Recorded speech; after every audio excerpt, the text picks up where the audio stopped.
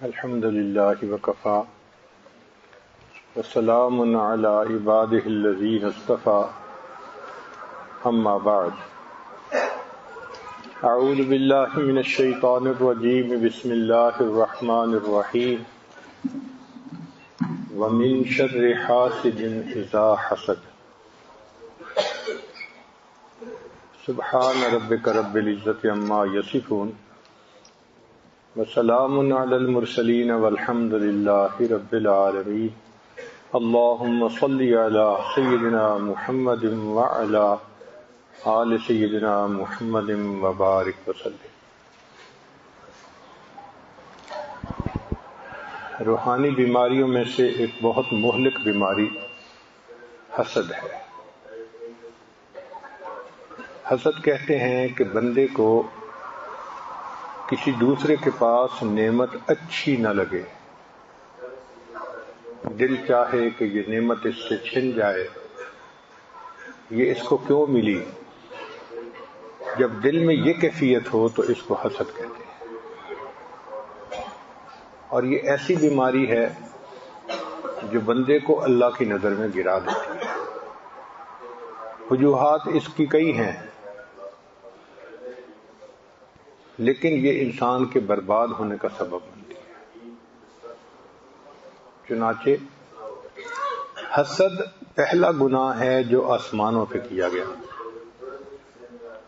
حسد پہلا گناہ ہے جو آسمانوں پہ کیا گیا۔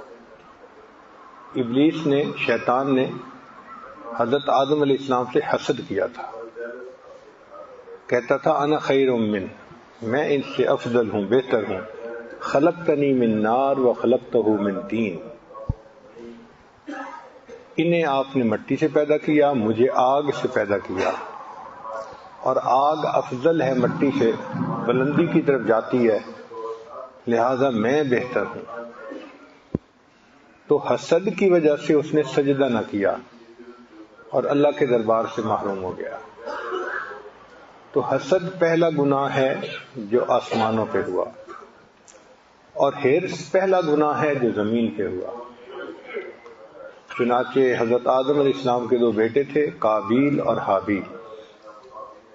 قابیل کے حصے میں جو بیوی آئی وہ بہت خوبصورت تھی حابیل سے، اور قابیل جو تھا اس کو اس پر حسد تھا، وہ اسے لینا چاہتا تھا۔ اس پر اس نے اپنے بھائی کو کہا کہ میں تجھے قتل کر دوں گا، اور بھائی اتنا اللہ لوگ بندہ تھا، اس نے جواب میں کہا لئن بسطت الی یدک لتقتلنی ما انا بباسط یدی الیک لاقتلک انی اخاف اللہ رب العالمین، میں اللہ سے ڈرتا ہوں، تو قتل بھی کرنا چاہے گا تو میں تمہیں قتل نہیں کروں گا۔ چنانچہ اس حرص میں آ کے بھائی نے بھائی کو قتل کر دیا، اور یہ اس دنیا میں سب سے پہلا گناہ ہوا۔ تو آسمانوں پہ پہلا گناہ کا سبب حسد بنا، زمین پہ پہلے گناہ کا سبب حرص بنی، اور یہ حرص اور حسد مہلک بیماریاں ہیں، اور یہ ایسے سینے میں چھپی ہوتی ہیں کہ پتہ نہیں چلتا۔ بعض بیماریاں ہیں جو نیکی کی زندگی گزارنے سے پہلے چھوڑنی پڑتی ہیں، لیکن حسد نیکی کے ساتھ چلتا ہے۔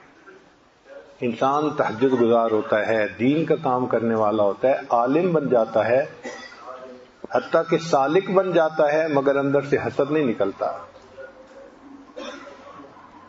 اور حسد اپنوں سے ہی ہوتا ہے،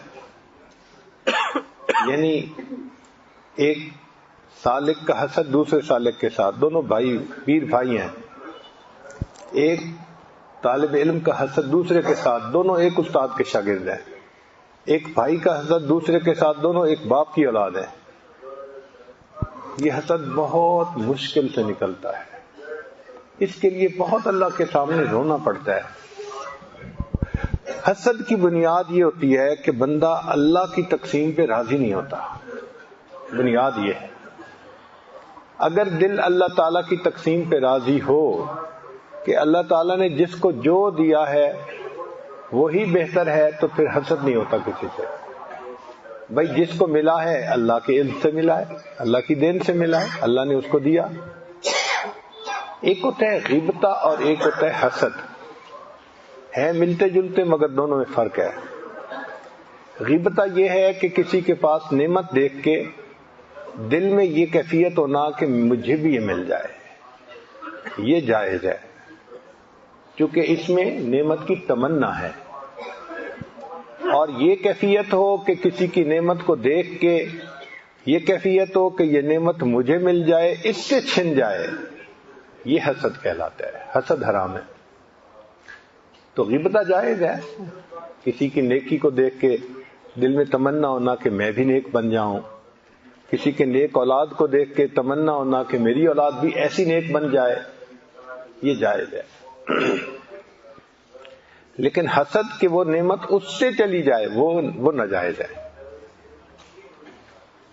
اور یہ حسد صرف انسانوں میں افراد کو نہیں خراب کرتا، یہ گھروں کو خراب کرتا ہے، یہ قوموں کو خراب کرتا ہے، امتوں کو خراب کر دیتا ہے۔ داء الامم اس کو کہا نبی علیہ السلام نے، یہ امتوں کی بیماری ہے۔ چنانچہ ابلیس میں حسد تھا، یہود میں حسد تھا، نصارہ میں حسد تھا۔ قرآن پاک نے گواہی دی، حسدا من عند انفسہم، ان کے اندر حسد تھا۔ منافقین میں حسد تھا۔ اسی لیے مکہ کے لوگ نبی علیہ الصلوۃ والسلام سے کیوں دشمنی کرتے تھے؟ اللہ کے حبیب نے تو کسی کا دل نہیں دکھایا تھا، حسد تھا ان کو۔ اب تک ہم قریش کے امیر بن کر رہے، ہماری بات چلتی تھی، اگر اس پیغام کو مان لیں جو یہ لایا ہے نوجوان، تو پھر تو ہماری چودراہٹ چلی جائے گی۔ اس چودراہٹ کے چلے جانے پہ ان کو حسد تھا۔ اور سب سے بڑا حاسد نبی علیہ السلام کا ابو جہل تھا، حالانکہ نام اس کا تھا ابو الحکم، داناؤں کا باپ، مگر حسد نے اس کو ابو جہل بنا دیا، جاہلوں کا باپ بنا دیا۔ تو یہ حسد انسان کو برباد کرتا ہے۔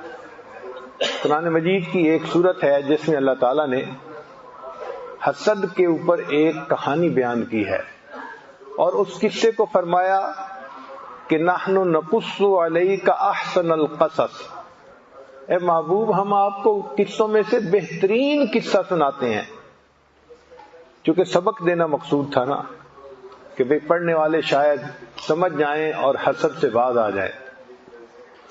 حسد کیا تھا کہ ایک نبی علیہ السلام تھے، یعقوب علیہ السلام، ان کے 12 بیٹے تھے، مگر ان میں سے ایک بیٹا جو تھا وہ صفات میں بہت پرومیننٹ تھا، اور بچوں میں سے جو بچہ زیادہ صفات والا ہو تو باپ کو زیادہ محبت ہوتی ہے اس سے، اس پر شفقت کی، محبت کی زیادہ نظر ہوتی ہے، باقیوں پہ بھی ہوتی ہے، مگر بہرحال جس میں زیادہ صفات ہوں اس سے زیادہ محبت ہوتی ہے۔ اب یہ والد کی زیادہ توجہ جو تھی یہ باقی بھائیوں کے لیے حسد کا سبب بن گئی۔ چنانچہ آپس میں مشورہ کرنے لگے کہ اس کا کیا حل کریں۔ ایک نے کہا اقتلوا یوسف، قصہ ہی مٹا دو، یوسف کو قتل کر دو۔ اوِترہوا ارضًا یخل لکم وجہ ابیکم، یا اس کو دور ایسی جگہ چھوڑ کے آؤ کہ جہاں واپس آ ہی نہ سکے، تاکہ تمہارے باپ کا پیار تمہارے لیے خالص ہو جائے، صرف تمہارے لیے ہو جائے۔ اور اگر ہم یہ کام کر لیں گے وَتَكُونُوا مِن بَعْدِهِ قَوْمًا صَالِحِينَ، پھر ہم نیک بن جائیں گے۔ یہ شیطان کا پکا ہتھیار ہوتا ہے۔ جب کسی بندے کو گمراہ کرتا ہے نا تو اس کو یہ نہیں کہتا کہ میں نے ہمیشہ کے لیے برا بننا ہے، نہیں، کہتا ہے بس برائی کروں گا نا تو پھر توبہ کر لوں گا، نیک کر لوں گا۔ وَتَكُونُوا مِن بَعْدِهِ قَوْمًا صَالِحِينَ، بعد میں نیک بن جائیں گے، توبہ کر کے پھر ٹھیک ہو جائیں گے۔ چنانچہ انہوں نے جو مشورہ کیا اس کے مطابق کر گزرے۔ تفصیل میں تو نہیں جا سکتے، بالآخر انہوں نے اپنے بھائی کو ایک کنویں کے اندر گرا دیا۔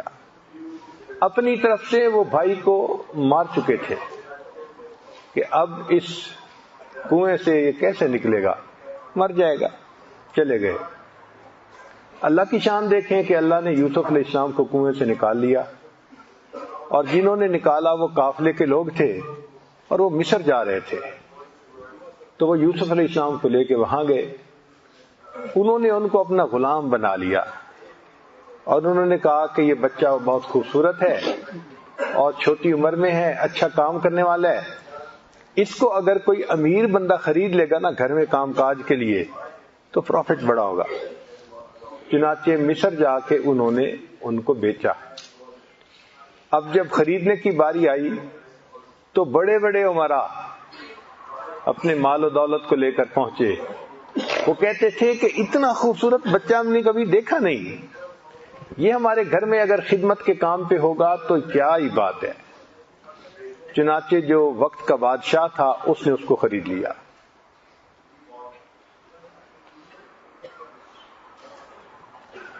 اب جب اس نے اس کو خرید لیا تو گھر میں رہنا شروع کر دیا بچے نے. بچہ غلامی کی زندگی گزار رہا تھا, یعنی گھر کے سارے کام کاج اسی کے ذمے تھے. اب اللہ کی شان دیکھیں کہ عمر بڑھ رہی ہے, بچہ جوان ہو رہا ہے. اسی گھر میں اس کے اوپر ایک امتحان آ گیا کہ جو بادشاہ کی بیوی تھی وہ اس پر فریفتہ ہو گئی, دل دے بیٹھی, اور ایک مرتبہ موقع پا کے اس نے کہا قولت حیت لک, اس نے گناہ کی دعوت پیش کی کہ میں تو آپ کو بڑا مس کرتی ہوں اور میں بڑا محبت کرتی ہوں اور یہ ہے اور وہ ہے. جو گانے عورتیں گاتی ہیں نا اس نے وہی گانا گانا شروع کر دیا. چنانچہ حضرت یوسف علیہ السلام نے جب یہ سنا نا تو سنتے ہی فرمایا قال معاذ اللہ, میں اللہ کی پناہ مانگتا ہوں. جو بندہ گناہ کے موقع پہ اللہ کی پناہ چاہتے ہیں نا پھر اللہ اس کو گناہ سے بچا کے دکھا دیتے ہیں. اس لیے عمر بن خطاب رضی اللہ عنہ فرمایا کرتے تھے افضل الذکر ذکر اللہ عندما حرم اللہ, کہ جو چیزیں اللہ نے حرام قرار دی ہیں ان کا موقع آئے اس وقت کوئی اللہ کو یاد کرے تو یہ بہترین ذکر ہے. اصل ذکر تو یہ ہے نا کہ گناہ کے موقع پہ خدا یاد آ جائے اور بندہ گناہ سے بچ جائے. جس کو گناہ کے موقع پہ خدا یاد نہ آیا اس نے خدا کو کیا یاد کیا. تو چونکہ آپ نے فرمایا معاذ اللہ تو اللہ نے پھر آپ کو بچا لیا.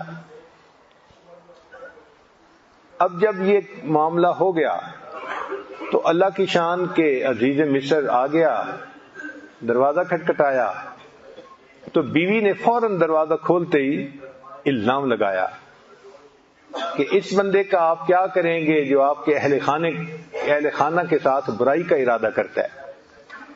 یہاں یہی نقطہ ہے, جو نفسانی شیطانی محبتیں ہوتی ہیں نا جب تک آپس میں ہوتی ہیں محبتوں کا اظہار ہوتا ہے, جیسے ہی بات چلتی ہے ایک دوسرے پہ الزام دیتا ہے, دوسرا پہلے پہ الزام دیتا ہے, اپنی برات کرتے ہیں. اور آپ دنیا میں دیکھ لیتے ہیں, لڑکی سے پوچھو کہے گی جی لڑکے نے مجھے پہل کی تھی بلایا تھا, لڑکے سے پوچھو کہے گا جی یہی میری جان نہیں چھوڑ دی. تو ایک دوسرے پہ الزام تراشی ہوتی ہے. اس نے یہی کیا, نکلتے الزام تراشی کر دی. اندر خود دعوت گناہ دے رہی تھی قولت حیت لک, اور باہر نکلتے ہی خود نیک بن گئی اور کہا کہ ان کا ارادہ میرے ساتھ برائی کا تھا. اب اس وقت کیسے پتا چلے؟ اللہ رب العزت کا یہ دستور ہے کہ جو سچا ہوتا ہے نا اللہ کی اس کے ساتھ مدد ہوتی ہے. چنانچہ اس کائنات میں سچوں پر کئی مرتبہ الزام لگائے گئے, اللہ نے ان کے سچ کی بنا پر ان کی مدد فرمائی.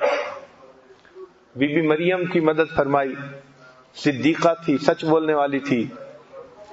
جب ان کے ہاں بیٹا ہوا تو وہ تو کنواری تھی, اتنی غم زدہ تھی کہ اس کا جی چاہتا تھا یا لیتنی مت قبل ھذا وکنت نسیا منسیا. یہ دل کی کیفیت تھی اس کی, میں اس کے ہونے سے پہلے مر چکی ہوتی, کوئی بھولی بسری چیز ہوتی, کر کے آ سکتی تھی, مجبور تھی. جب بچہ ہوا تو اس کو لے کے آئی, فأتت به قومها تحمل. جب بستی والوں نے, گاؤں والوں نے دیکھا, انہوں نے فوراً کہا یا اخت ہارون, اے ہارون کی بہن, ما کان ابوک امرأ سوء, تیرا باپ بھی برا نہیں تھا, وما کانت امک بغیہ, اور تیری ماں بھی بدکار نہیں تھی. دیکھو معاملہ تو تھا مریم کا, مریم پہ الزام نہیں کوئی دے رہا, الزام دے رہا ہے بھائی پر, باپ پر اور ماں پر. اس لیے نوجوان جب اخلاقی غلطی کرتے ہیں تو بڑوں کی عزت پہ حرف آتا ہے، ماں باپ کی عزت خراب ہوتی ہے، خاندان کی عزت خراب ہوتی ہے۔ چنانچہ بی بی مریم اس وقت بڑی پریشان۔ اب بی بی مریم نے جواب خود دینے کی بجائے بچے کی طرف اشارہ کر دیا، فاشارت الیہ۔ اس پر قوم نے کہا کیف نکلم من کان فی المہد صبیا، کیسے وہ گفتگو کر سکتا ہے کہ جو ابھی بچپن کی حالت میں گود میں ہے۔ تو اس پر اللہ رب العزت نے عیسیٰ علیہ السلام کو فرمایا کہ میرے پیارے عیسیٰ علیہ السلام، بچے بولتے نہیں ہیں، مگر ایک صدیقہ کے لیے گواہی دینی ہے، تم گواہی دو اور اپنی والدہ کی صداقت بیان کرو۔ چنانچہ عیسیٰ علیہ السلام بولے، قال انی عبد اللہ آتیانی الکتاب وجعلنی نبیا وجعلنی مبارکا اینما کنت واوصانی بالصلاۃ والزکاۃ ما دمت حیا وبرا بوالدتی ولم یجعلنی جبارا شقیا ذالک عیسی ابن مریم۔ تو عیسیٰ علیہ السلام نے گواہی دی اپنی والدہ کی پاک دامنی کی۔ تو حضرت یوسف علیہ السلام پہ بہتان لگا تو ایک بچے نے گواہی دی، پاک دامنی کی۔ اس نے کیا کہا؟ اس نے کہا کہ دیکھو اگر تو ان کا کپڑا آگے سے پھٹا ہوا ہے نا، لباس، تو ان کا قصور کہ انہوں نے دسترازی کی، اور اگر پیچھے سے پھٹا ہوا ہے اس کا مطلب کہ یہ تو بچ رہے تھے، وہی جان نہیں چھوڑ رہی تھی۔ جب انہوں نے قمیص کو دیکھا تو وہ تو پیچھے سے پھٹا ہوا تھا، تو اس کو پتہ تو چل گیا اسی وقت کہ قصور میری بیوی کا ہے۔ مگر یوسف علیہ السلام کی براعت اس بچے نے دے دی۔ اب یہاں ایک علمی نکتہ کہ دونوں کیسز میں بہتان لگایا گیا اور اللہ نے بچے کے ذریعے سے اس کی براعت دلوائی، مگر فرق یہ ہے کہ پہلے کیس میں بچے نے یوسف علیہ السلام کی گواہی دیتے ہوئے دو فکرے بولے کہ اگر قمیص ادھر سے پھٹا ہے تو اس کا قصور، ادھر سے پھٹا ہے تو اس کا قصور، مختصر بات، ٹو دی پوائنٹ۔ اور جب عیسیٰ علیہ السلام نے گواہی دی تو وہ ایک فکرہ نہیں، پورا ایک پیراگراف ہے۔ ایسے لگتا ہے کہ جیسے عیسیٰ علیہ السلام نے تو تقریر ہی کرنی شروع کر دی۔ تو مفسرین نے اس میں نقطہ لکھا کہ دیکھو اللہ تعالیٰ کے ہاں جزاء من جنس العمل کا قانون ہے، جیسا عمل ویسی جزا۔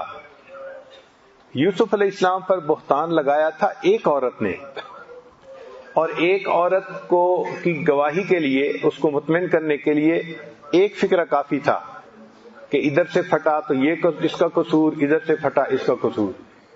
لیکن حضرت بی بی مریم پر بہتان لگایا تھا قوم نے، اور قوم ایک نہیں تھی، مجمع تھا۔ تو مجمع نے جب بہتان لگایا تو اللہ تعالیٰ نے فرمایا کہ میرے پیارے عیسیٰ علیہ السلام، اب یہاں پر ایک فکرے سے کام نہیں چلے گا، اب آپ کو یہاں بیان کرنا پڑے گا، وعظ کرنا پڑے گا۔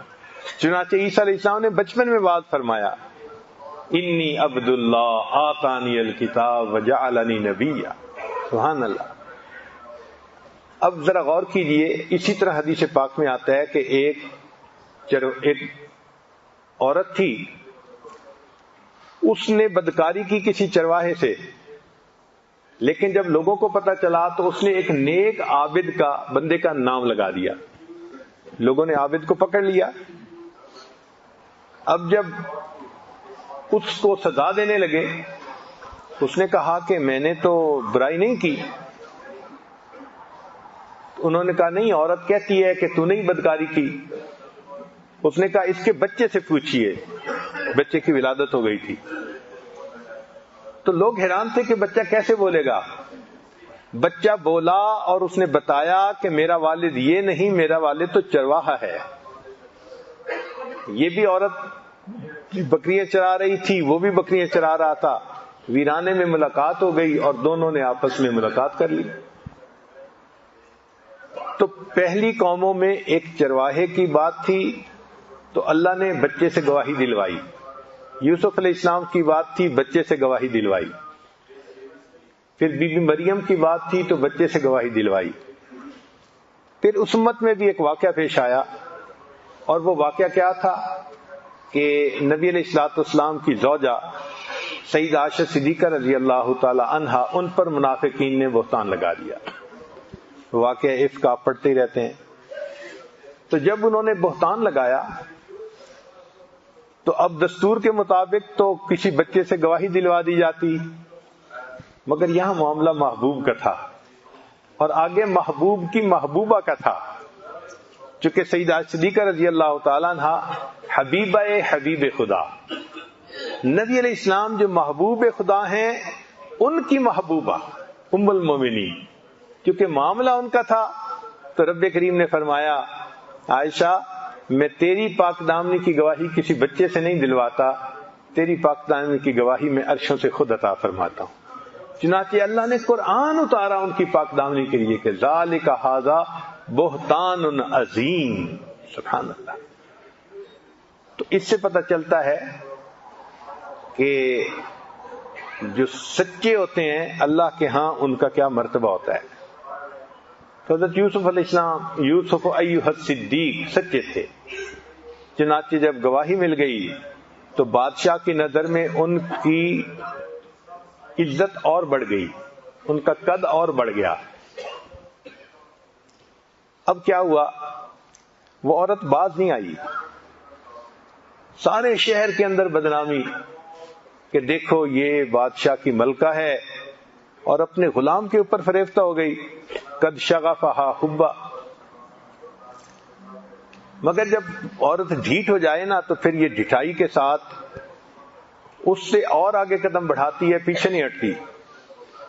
اس نے کہا اچھا یہ سارے شہر کی عورتیں میرے اوپر باتیں کرتی ہیں، ذرا میں ان کو بھی دیکھتی ہوں. مستوں پہ انگلیاں نہ اٹھاؤ بہار میں، مستوں پہ انگلیاں نہ اٹھاؤ بہار میں، دیکھو تو ہوش بھی ہے کسی ہوشیار میں. ارے بہار کے موسم میں مستوں پہ انگلیاں کیوں اٹھاتے ہو، اس میں تو ہوش والوں میں بھی ہوش نہیں رہتا. چنانچہ اس نے ایسے ہی کیا، عورتوں کو دعوت پہ بلایا اور یوسف علیہ السلام کو کہا کہ کوئی چیز لے کے ان کے سامنے آؤ. کیونکہ غلام تھے، بات ماننی تھی. تو یوسف علیہ السلام جب وہاں آئے تو ان عورتوں نے دیکھا تو کہنے لگی کہ ما ھذا بشرا ان ھذا الا ملک کریم. یہ بشر نہیں ہے، یہ تو کوئی بڑا ہی کریم فرشتہ ہے، یہ تو کوئی فرشتہ ہے. یہ ان کے تاثرات تھے. اور وہ اتنا متحیر ہوئی کہ چھری سے سیب کاٹ رہی تھیں یا پھل کاٹ رہی تھیں، اس کی بجائے اپنی انگلیوں کو کاٹ بیٹھی. اس قدر وہ حیران ہوئی. پھر اس کے بعد ان عورتوں نے بھی کہا کہ بھئی یہ جو کہتی ہے اگر آپ اس کی بات کو مان لیں تو اس میں کیا مسئلہ ہے. حضرت یوسف علیہ السلام نے سنا کہ جو یہ ایک کہتی تھی اب یہ کئی ہو گئی کہنے کے لیے. اس وقت انہوں نے دعا مانگی کہ رب السجن احب الی مما یدعوننی الی. اے اللہ یہ عورتیں جس طرف مجھے بلا رہی ہیں نا، اس سے تو پھر جیل میں میرا چلے جانا ہی زیادہ بہتر ہے. اور وہی ہوا کہ بادشاہ نے اپنی بیوی کی عزت بچانے کے لیے یوسف علیہ السلام کو جیل بھیج دیا. یوسف علیہ السلام اللہ کی رضا پہ راضی ہیں، کوئی شکوہ نہیں، کوئی بے صبری کی بات نہیں. جیل میں چلے گئے اور وہاں رہے جب تک اللہ نے چاہا. پھر سالوں کے بعد اللہ نے پانسا پلٹا. 2 قیدی تھے، انہوں نے خواب دیکھا اور یوسف علیہ السلام سے اس کی تعبیر پوچھی. جیسی تعبیر انہوں نے دی وہ دونوں خواب اس کے مطابق سچے ہوئے. ایک بندے کو قتل کر دیا گیا اور دوسرے بندے کو بادشاہ کا مقرب بنا دیا گیا. اب حالات دیکھو کیسے بدلتے ہیں. بادشاہ نے بھی خواب دیکھا تو اس نے صبح پوچھا کہ بھئی بتاؤ اس کی کیا تعبیر ہے. کوئی بندہ تعبیر بتا نہیں سکتا تھا، اتنا کمپلیکیٹڈ خواب تھا. اس وقت وہ جو بندہ تھا نا جس نے جیل میں خواب کا تعبیر پوچھی تھی، اس کو یاد آیا. وہ کہنے لگا ہاں ایک بندہ ہے جس نے مجھے بھی تعبیر بتائی تھی اور ٹھیک نکل آیا تھا خواب، اور اگر میں اسے بلاؤں تو وہ بھی آپ کو تعبیر بتا سکتا ہے. تو بادشاہ نے کہا کہ اچھا ٹھیک ہے ان کو بلاؤ. وہ بندہ بلانے کے لیے آیا. اب اگر یوسف علیہ السلام بیزار ہوتے نا تو اس کے آنے کو خوشی منا کے فوراً ساتھ چلے آتے کہ جان چھٹی، مگر فرمایا نہیں، پہلے بادشاہ سے جا کے پوچھو قصور میرا تھا یا عورتوں کا تھا. نبی علیہ السلام نے فرمایا اللہ میرے بھائی یوسف کو جزا عطا فرمائے، اتنے سال کی جیل کاٹنے کے بعد پھر بھی کہا کہ حق کو واضح کرو، نکھار کرو تب میں آؤں گا. چنانچہ بادشاہ نے اپنی زبان سے کہا کہ یہ عورتیں جو تھیں یہ سب مکر ان کا تھا اور آپ تو ٹھیک تھے.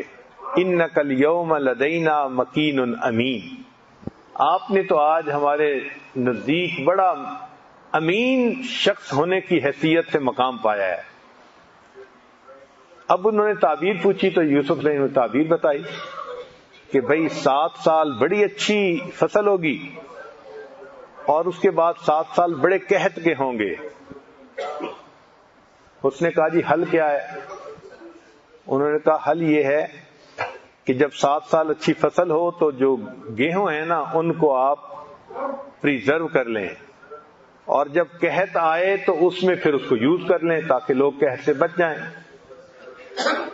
اب بادشاہ کے دل میں یہ بات آئی کہ میں بوڑھا تو ہو ہی گیا ہوں، یہ نوجوان جس نے میری عزت کی حفاظت کی اور اس میں خیانت نہیں کی، اس کو اگر میں بادشاہ بنا دوں گا تو یہ میرے خزانے میں بھی خیانت نہیں کرے گا. وہ جو پیچھے ایک واقعہ گزر چکا تھا نا وہ اس کے بیک گراؤنڈ میں تھا کہ جو نوجوان میری عزت پہ ڈاکہ نہیں مارتا وہ میری سلطنت پہ ڈاکہ کیوں مارے گا. چنانچہ اس نے کہہ دیا جی ٹھیک ہے. یوسف علیہ السلام سے کہا کہ اس کا حل کیا ہے، حل تو بتائیں نا. انہوں نے فرمایا اجعلنی علی خزائن الارض، مجھے خزانوں کی نگرانی متعین کر دیں، میں ان کا محافظ بھی بنوں گا اور میرے پاس علم بھی ہے، مجھے پتہ بھی ہے. انی حفیظ علیم. چنانچہ بادشاہ خود دستبردار ہو گیا اور اس نے یوسف علیہ السلام کے ہاتھ میں تمام خزانوں کی کنجیاں دے دی. وہ بچہ جو گھر میں غلام تھا اس نے پاک دامنی کی زندگی گزاری، اللہ نے اس کو غلامی سے نکال کے تخت شاہی عطا فرما دی. اب وہ بادشاہ بن گیا. چنانچہ یوسف علیہ السلام نے ان 7 سالوں میں گندم کو پریزرو کیا. وہ کیسے کہ گندم کو سٹے سے نکالا نہیں، گندم سٹے سے نکل آتی ہے نا پھر جلدی خراب ہو جاتی ہے، سٹے کے اندر رہے تو پھر خراب نہیں ہوتی. چنانچہ انہوں نے اس کو ویسے ہی پریزرو کر دیا، کٹوایا اور رکھوا دیا، ڈھیر لگوا دیے. اور جب اگلے 7 سال آئے تو ضرورت کے مطابق اس میں سے دانے نکلواتے اور لوگوں کو دیتے رہتے. اب اس پر ان کے پاس سارے لوگ جو تھے وہ گندم لینے کے لیے آتے تھے. اب یہاں سے ایک نیا رخ شروع ہوا سٹوری کا کہ جو یوسف علیہ السلام کے بھائی تھے اگرچہ وہ بہت دور تھے لیکن قحط ان کے ملک میں بھی تھا، وہ بھی پریشان تھے. ان کو پتہ چلا کہ جناب مصر جائیں تو وہاں تو گندم ابھی مل رہی ہے. تو والد کو انہوں نے کہا جی کہ ہم جاتے ہیں گندم لے کے آتے ہیں. اس نے کہا ٹھیک ہے جاؤ. وہ سارے کے سارے وہاں سے چلے، حضرت یوسف علیہ السلام کے پاس آئے. یوسف علیہ السلام نے ان کو پہچان تو لیا کہ یہ میرے بھائی ہیں، مگر ان کو ظاہر نہیں ہونے دیا کیونکہ انہوں نے یوسف علیہ السلام کو بچپن میں دیکھا تھا اور اب بھرپور جوانی تھی اور بادشاہی کا تاج بھی سر پہ تھا، تو بھائیوں کو بھی گمان نہیں گزرا کہ یہ کون ہے. چنانچہ یوسف علیہ السلام نے ان کو ان کے حساب سے گندم دے دی اور جب جانے لگے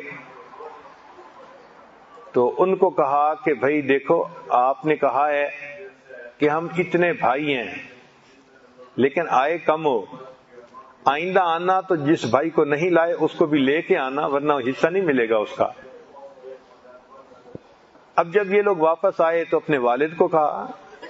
والد نے کہا پہلے ایک بیٹے کو بھیجا تھا آپ لوگوں نے اس کے ساتھ کیا معاملہ کیا، اب اس کا دوسرا بھائی بنیامین میں اس کو کیسے بھیج دوں.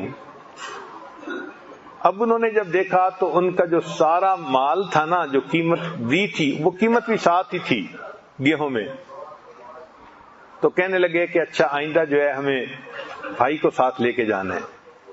اس ہیلے سے یوسف علیہ السلام کے پاس ان کے بھائی بھی نیکسٹ ٹرپ میں آ گئے.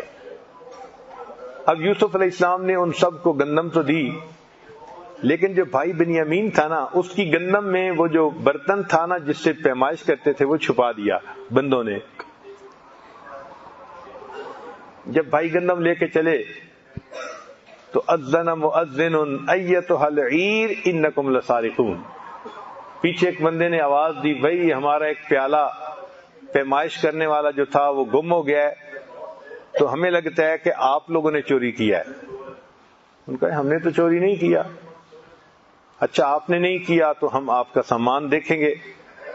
اس زمانے کا یہ دستور تھا کہ جو بندہ چوری کرتا تھا اگر پکڑا جاتا تھا تو وہ اس بندے کا غلام بنا دیا جاتا تھا. چنانچہ یوسف علیہ السلام کے بندوں نے ان سے بات کی. انہوں نے کہا جی ہم نے چوری نہیں کی. ان کا اچھا اپنی بوریاں دکھاؤ. جب بوریاں ڈھونڈی گئیں تو جو ان کے بھائی بنیامین کا اونٹ تھا نا، اس کی گندم میں وہ تھا. اب جب نکل آیا تو بھائی شرمندہ، کہنے لگے یا ایھا العزیز، اے عزیز مصر، یہ جو ہے نا بچہ، اس کا بھائی بھی اسی طرح چوری کرتا تھا. یوسف علیہ السلام پہ بھی بہتان لگا دیا. تو فقد سرق اخ له من قبل، تو بھائی کے اوپر بہتان لگا دیا. کتنا بڑا دل تھا یوسف علیہ السلام کا، سن لیا. اور خیر ان کو کہا کہ نہیں بھائی میں اس کو نہیں چھوڑ سکتا.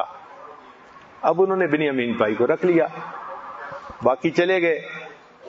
اب چلے گئے تو انہوں نے جا کے والد کو بھی کہا کہ دیکھیں بات یہ ہے کہ آپ کا بیٹا جو تھا وہ چور تھا اور چوری کی وجہ سے پکڑا گیا، اور اگر آپ کو ہم پہ نہیں یقین تو آپ پوچھ لیں،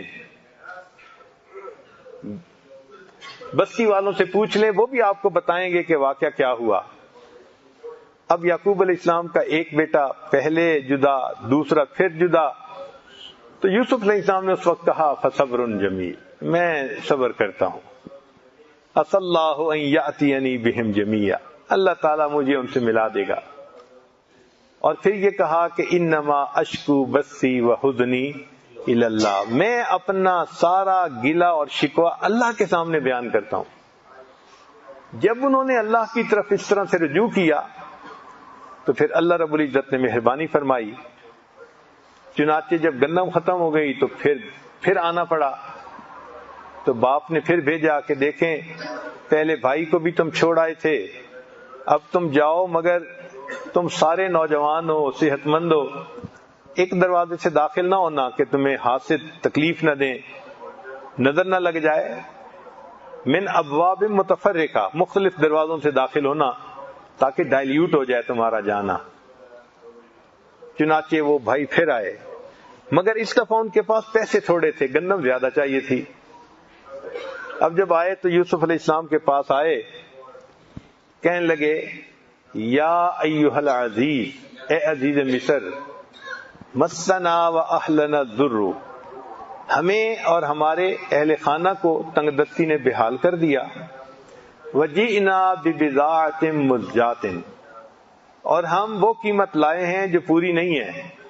فاوف لنا الکیل، ہمیں گندم پوری دے دیں. وتصدق علینا، ہمارے اوپر صدقہ خیرات کر دیں. ان اللہ یجزی المتصدقین، اللہ صدقہ دینے والوں کو جزا دیتے ہیں. جب انہوں نے یہ الفاظ کہے نا کہ صدقہ کر دیں، اللہ صدقہ دینے والوں کو جزا دیتے ہیں، تو یوسف علیہ السلام نے سوچا ہیں تو یہ بھی نبی زادے نا، نبی علیہ السلام کے بیٹے ہیں، اور یہ میرے سامنے کھڑے اس وقت بھیک مانگ رہے ہیں کہ ہمارے اوپر صدقہ کر دو. یہی ہوتا ہے نا کہ اللہ کے نام پہ دے دو.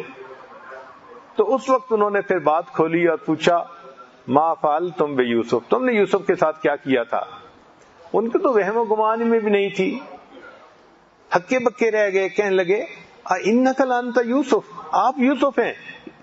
قال انا یوسف وہذا اخی، میں یوسف ہوں اور یہ میرا بھائی بنیامین ہے.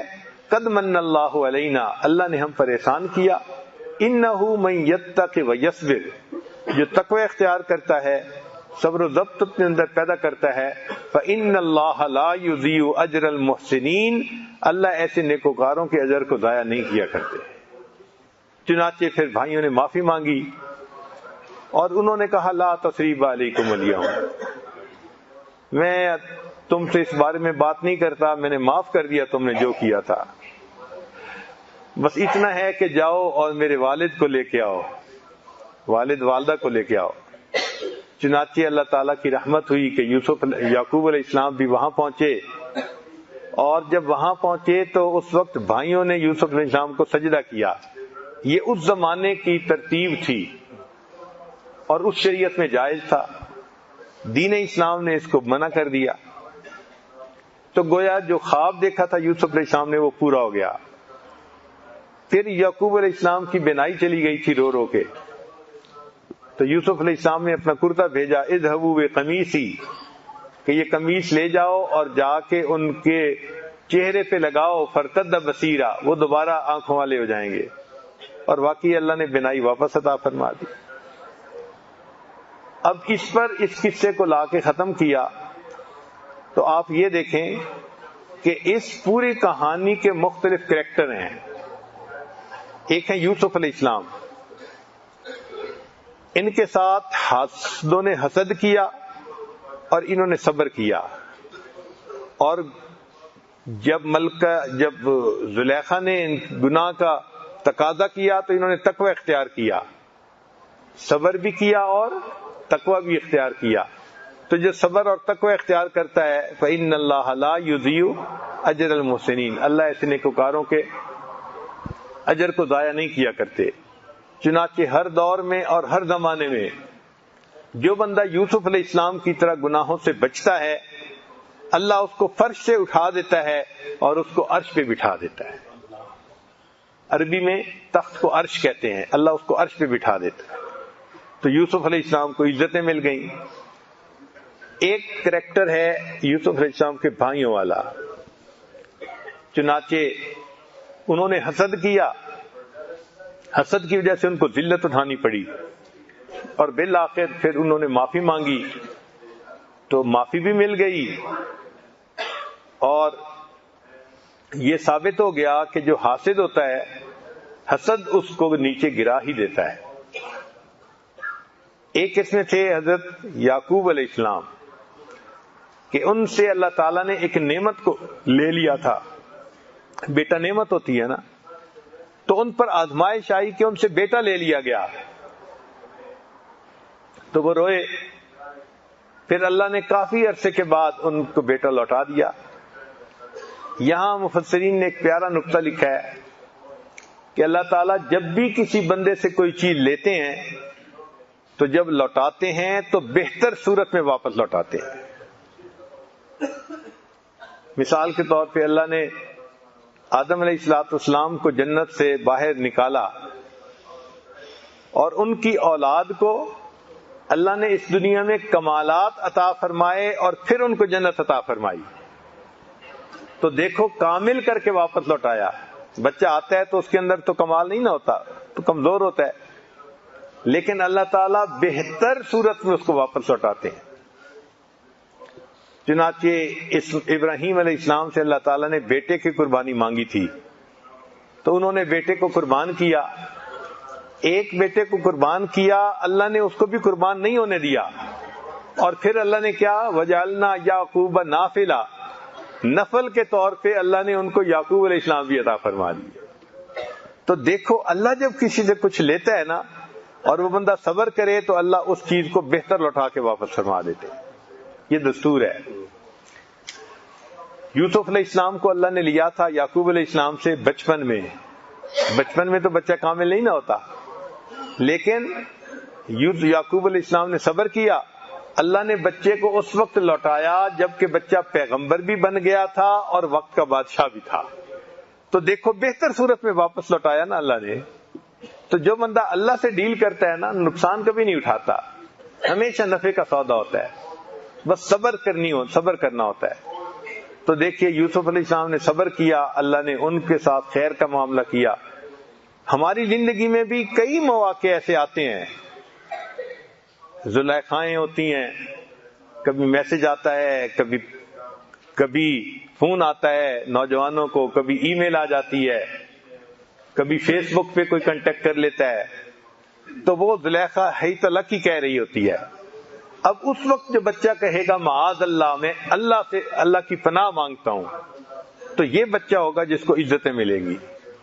اور جو بچہ کہے گا کہ کوئی نہیں، دوستی کر لیتے ہیں، بعد میں نیک بن جائیں گے، یہ گویا یوسف علیہ السلام کے بھائیوں کے راستے پہ چلنے والا، کہ اقتلوا یوسف او اطرحوہ ارضا یخل لکم وجہ ابیکم وتکونوا من بعدہ قوما صالحین۔ تو پھر اس کے ساتھ یوسف علیہ السلام کے بھائیوں والا معاملہ ہوگا، ذلت ملے گی، انجام برا ہوگا۔ تو اس صورت میں ہمارے لیے بہت سبق ہے۔ ایک کریکٹر تھا زلیخا کا، تو زلیخا کے نفس میں خواہش پیدا ہوئی اور وہ اس کو ریزسٹ نہ کر سکی، اور اس نے گناہ کا اظہار کر دیا، اور پھر گناہ پہ جمی رہی۔ نتیجہ کیا نکلا کہ بالآخر وہ ملکہ ہو کے بھی بدنامی کی زندگی گزارنے لگ گئی۔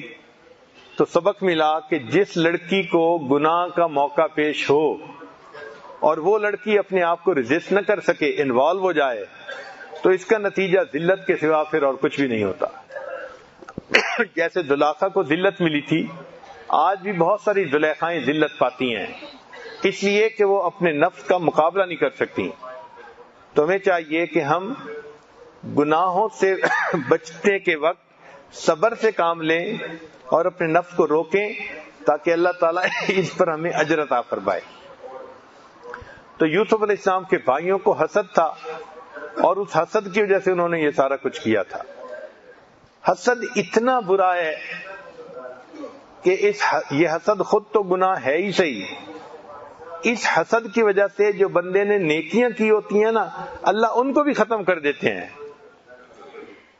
بھائی جو نیکیاں کی تھیں وہ تو پہلے کی تھی نا، اللہ فرماتے ہیں نہیں، جیسے شرک ہے نا کہ اگر کرو گے تو لَيَحْبَطَنَّ عَمَلُكَ، کیے ہوئے عملوں کو ہم ضائع کر دیں گے، شرک بھی اسی طرح ہے۔ الحسد یأکل الحسنات کما تأکل النار الحطب، جس طرح آگ لکڑی کو کھا جاتی ہے، حسد کیے ہوئے نیک اعمال کو اس طرح کھا جاتا ہے۔ تو نیکیاں ہی نہیں بچتی حاسد کی، نیک عمل بھی ضائع ہو جاتے ہیں۔ اس حسد کو سمجھنے کے لیے ایک کہانی سنیے۔ لگتا تو ہے کہ یہ ایک گھڑی ہوئی کہانی ہے، کنکوکٹڈ سٹوری ہے، مگر ہے مزے کی۔ ایک صاحب تھے،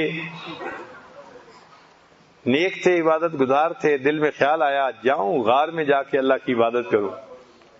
چنانچہ وہ چلے گئے اور غار میں جا کے انہوں نے ذکر شروع کر دیا، سارا دن ذکر نماز میں مشغول رہتے۔ اب رزق تو اللہ نے پہنچانا ہوتا ہے، اللہ تعالیٰ نے کوئی ایسا سبب بنا دیا کہ کوئی بندہ روزانہ آتا اور ایک ہنڈیا گرم گرم سالن کی اس کو دے جاتا، تو ہنڈیا بھی ملتی، روٹی بھی ملتی، تو وہ مزے سے کھا لیتا، عبادت کرتا۔ اس کی عبادت اللہ کے ہاں قبول ہوئی اور اللہ نے غیب سے اس کو رزق پہنچانا شروع کر دیا۔ جب کچھ عرصہ کھانا کھایا تو اس کو خیال آیا کہ بہت عرصہ غار میں گزار لیا، کیوں نہ گھر جاؤں، بیوی بچے بھی انتظار میں ہوں گے، ان کے ساتھ جا کے رہوں۔ اب وہ جب گھر آ گیا تو عبادت کرتا تھا تو وہ ہنڈیا گھر میں بھی ملنی شروع ہو گئی۔ اب ہنڈیا میں ایک ہی بندہ تو نہیں نہ کھانا کھاتا، بیوی بھی کھاتی، بچے بھی کھاتے۔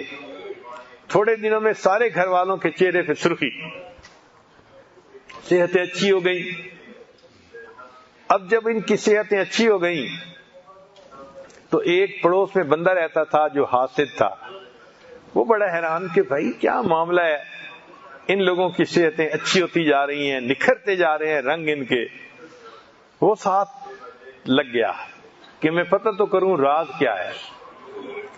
لسوڑے کی گٹھلی ہوتی ہے نا، جان چھڑانا چاہو نہیں چھوٹتی، وہ نہیں ہٹتی، وہ اسی طرح کا تھا۔ خیر وہ ساتھ چپک گیا اور کہتا رہا کہ بس مجھے راز بتائیں کہ کیا ہے۔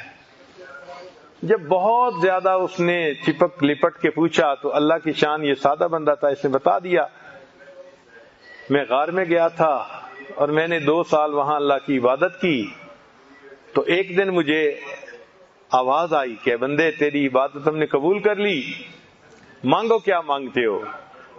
تو میں نے دعا مانگی، اللہ اگر مجھے ایک ہنڈیا روز مل جایا کرے نا تو بس میں کھانا کھا لیا کروں گا، تیری عبادت میں لگا رہوں گا۔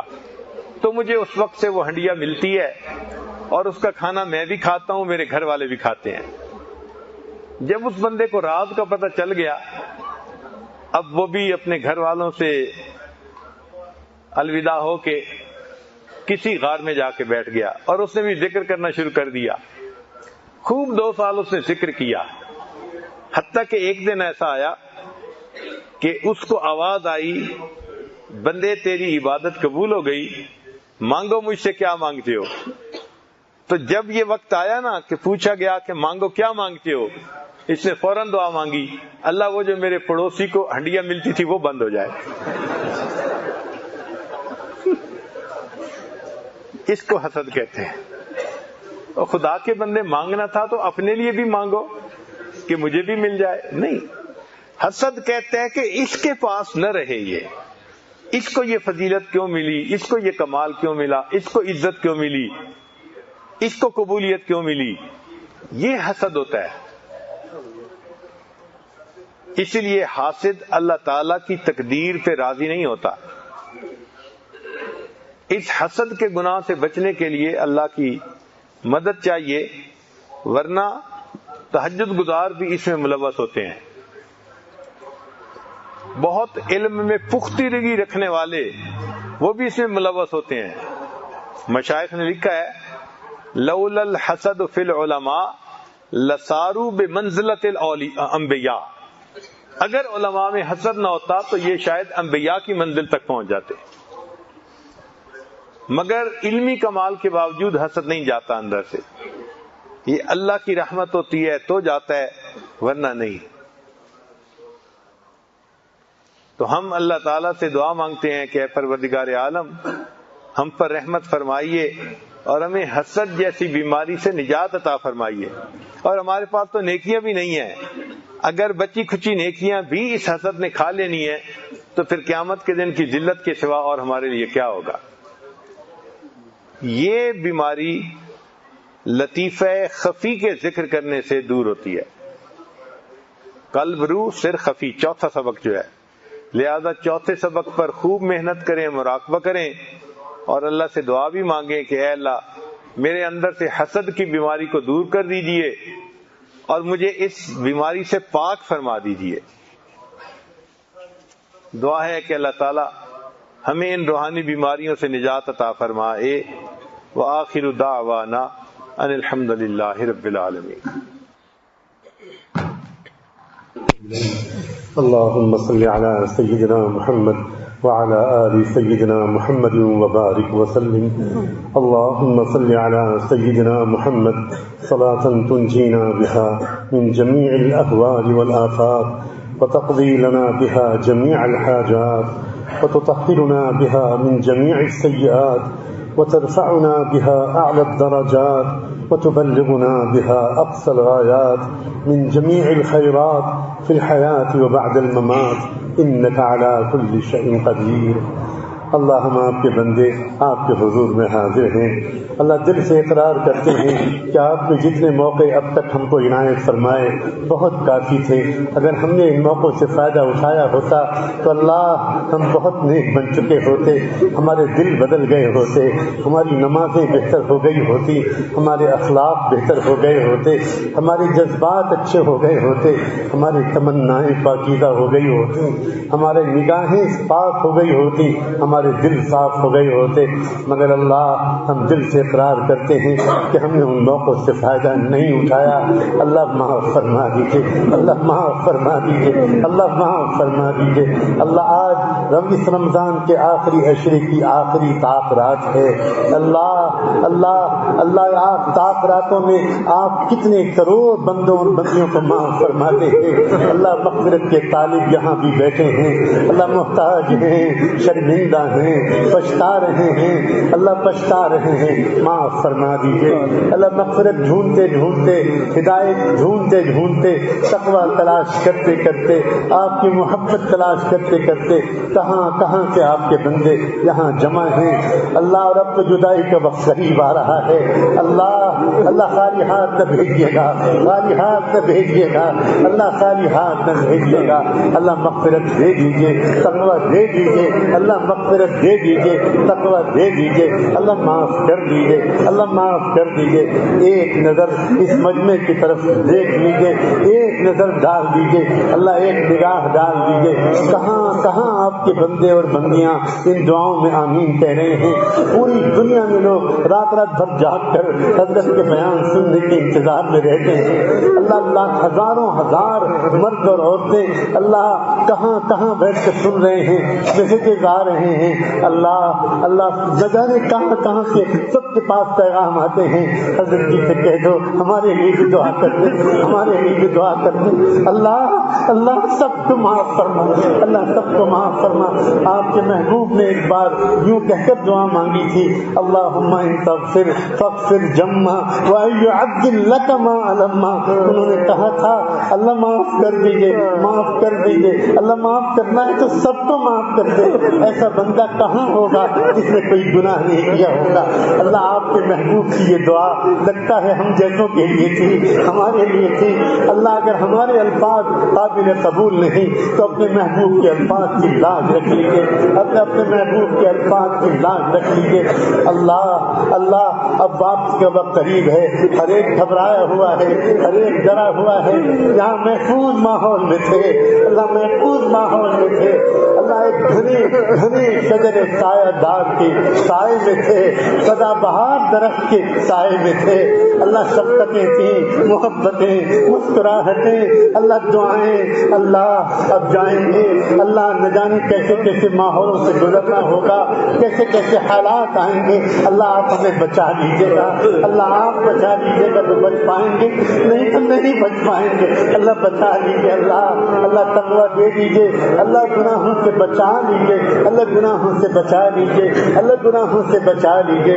اے رب کریم, اے رب کریم, آپ کی شان رحیمی کا واسطہ, آپ کی شان کریمی کا واسطہ.